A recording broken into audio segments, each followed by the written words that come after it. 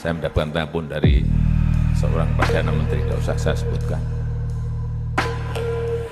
Beliau meminta betul Presiden Jokowi, tolong dalam sehari 2 hari ini kirim yang namanya minyak goreng. Stok kami betul-betul sudah habis, dan kalau barang ini tidak datang akan terjadi krisis sosial, ekonomi yang berujung juga pada krisis politik. Dan itu sudah terjadi di negara yang namanya Sri Lanka.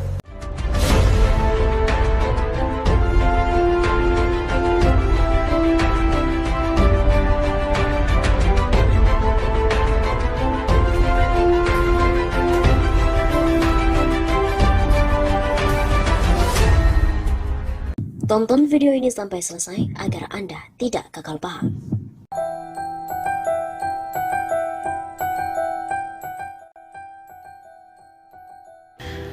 Belum ada semenit, Jokowi sudah mengingkari ucapannya sendiri. Isi kata sambutan Jokowi saat pembukaan Rapat Koordinasi Nasional Pengawasan Intern Pemerintah Rakornas PIP tahun 2022 di Istana Negara, Jakarta pada Selasa 14 Juni menuai kritikan. Pasalnya Jokowi mengingkari ucapannya sendiri, dan hal itu terjadi dalam 42 detik saja, seperti potongan video yang dibagikan oleh warganet. Saya dapat telepon dari seorang Perdana Menteri, nggak usah saya sebutkan. Beliau meminta-minta betul Presiden Jokowi tolong dalam sehari 2 hari ini kirim yang namanya minyak goreng. Kata Jokowi berjanji tidak menyebutkan nama. Stok kami betul-betul sudah habis, dan kalau barang ini tidak datang akan terjadi krisis sosial, ekonomi, dan berjuang ke krisis politik. Dan itu sudah terjadi di negara yang namanya Sri Lanka. Lanjutnya, plus menyebutkan secara gamblang nama Sri Lanka. Protes keras datang dari politisi Partai Demokrat Cipta Panca Laksana. Dia omongannya 2 detik sebelumnya aja gak ingat ini begini. Gimana orang-orang bisa percaya sama dia ya? Heran. Tulis Panca di akun Twitter @panca66 disertai potongan video pidato Jokowi.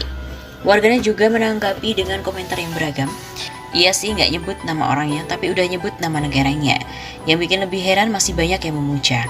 Sambung akun @bungaji.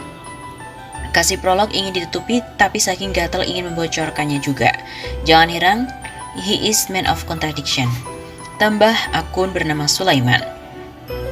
Di acara yang sama, Jokowi juga meminta Badan Pengawasan Keuangan serta Pembangunan dan juga aparat pengawas internal pemerintah mengawal kedisiplinan instansi pemerintah serta BUMN dan juga BUMD dalam memenuhi target belanja produk dalam negeri.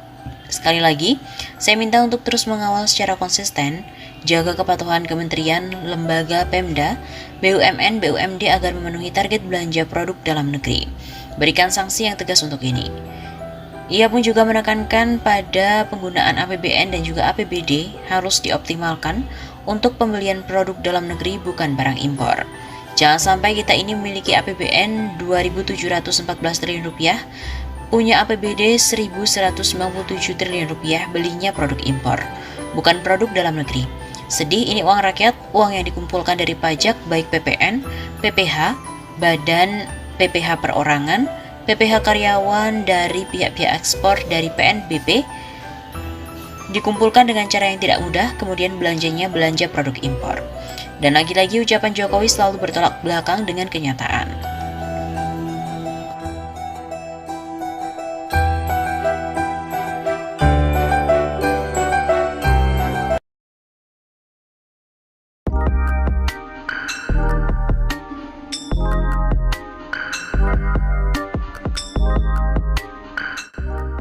Menebak arah politik Jokowi di Pilpres 2024. 3 periode jabatan presiden hampir tidak mungkin terjadi di era reformasi. Indonesia sepertinya trauma mempunyai presiden terlalu lama. Kabarnya semua partai terutama PDIP tidak setuju presiden 3 periode. Presiden Jokowi sendiri juga menegaskan tidak setuju untuk 3 periode. Jadi clear, semua kompak. Selama ini 3 periode ini hanya wacana liar yang berkembang di media, terutama di media sosial. Lalu kemanakah arah politik Jokowi di Pilpres 2024? Apakah Jokowi akan ditinggalkan mitra koalisinya? Atau masih punya kekuatan untuk tawar-menawar? Pada 2024 ada 270 pelaksana tugas PLT Kepala Daerah. Semua PLT dipilih presiden dan memiliki kekuatan tersendiri. Apalagi jika menjelang 2024, Jokowi menjadi ketua umum salah satu partai. Kemungkinan Jokowi menjadi ketua PDIP, Demokrat, atau partai yang lain bukanlah hal yang mustahil. Nah, jika Jokowi memiliki partai, kekuatan tawarnya pun akan tetap besar. Di antara tokoh yang santer dan juga berpeluang maju di Pilpres 2024 adalah Prabowo Subianto, Anies Baswedan, Ganjar Pranowo, Sandiaga Uno, Ridwan Kamil, dan sejumlah nama lain. Di antara nama-nama itu, siapa yang memungkinkan untuk didukung Jokowi? Semua tetap punya peluang untuk didukung Jokowi. Prabowo misalnya, cukup kuat dan dekat dengan Jokowi saat ini. Tapi jika Prabowo diusung oleh PDIP, maka pengaruh Jokowi ke Prabowo kalah kuat dengan Megawati. Apalagi Prabowo 2 kali pernah dikalahkan oleh Jokowi di Pilpres 2020 misalnya. Apalagi Prabowo 2 kali pernah dikalahkan oleh Jokowi di Pilpres 2014 dan 2019. Hiruk pikuk Pilpres masa lalu bisa jadi resisten dan punya potensi kerentanan hubungan antara Jokowi Prabowo. Tentu ini akan jadi kalkulasi tersendiri bagi Jokowi. Selain Prabowo, orang yang cukup dekat dengan Jokowi adalah Ganjar Pranowo, Gubernur Jawa Tengah. Lagi-lagi Ganjar adalah kader PDIP. Tanpa jabatan presiden pasca 2024, Jokowi tidak akan dihitung kekuatannya oleh Megawati, yang notabene menjadi penguasa di partai berlambang kepala banteng. Artinya dominasi Megawati ke kader akan menihilkan Jokowi. Kecuali jika Ganjar membelot dan keluar dari PDIP. Sandiaga Uno dan Ridwan Kamil tidak terlalu dekat, tapi akan sangat ditentukan oleh partai pengusung dan elektabilitas. Sandi kader Gerindra sulit mendapatkan tiket maju dari Gerindra, mengingat Prabowo masih menjadi primadona di partai berlambang Garuda ini. Kecuali jika Prabowo batal maju di Pilpres 2024, Sandi akan punya peluang. Sementara Ridwan Kamil, selain tidak punya partai, elektabilitasnya juga tidak terlalu menonjol.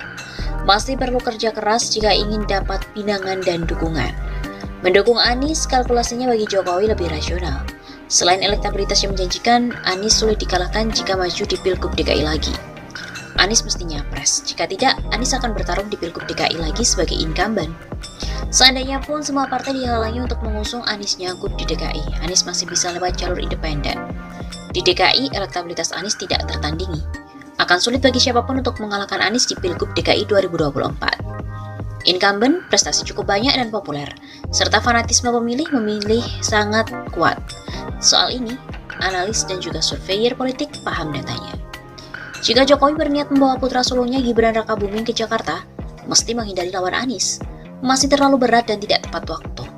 Untuk menghindari lawan Anies, di Pilgub DKI, Anies mesti dicapreskan. Jokowi dukung Anies ini akan jadi win-win solution. Pertama, keduanya pernah punya sejarah kedekatan yang bisa direkatkan lagi. Kedua, rekonsiliasi bangsa ini akan bisa dijahit kembali. Anies punya karakter merangkul dan bersinergi dengan semua bangsa. Ketiga, Anies tipe orang yang di dalam dirinya tidak ada kosakata balas dendam. Siapapun akan nyaman dan aman bersama Anies. Tapi apapun itu, Presiden Jokowi pasti punya rencana dan kalkulasi yang matang soal Pilpres 2024. Karena ini menyangkut eksistensi politiknya setelah tidak lagi jadi presiden.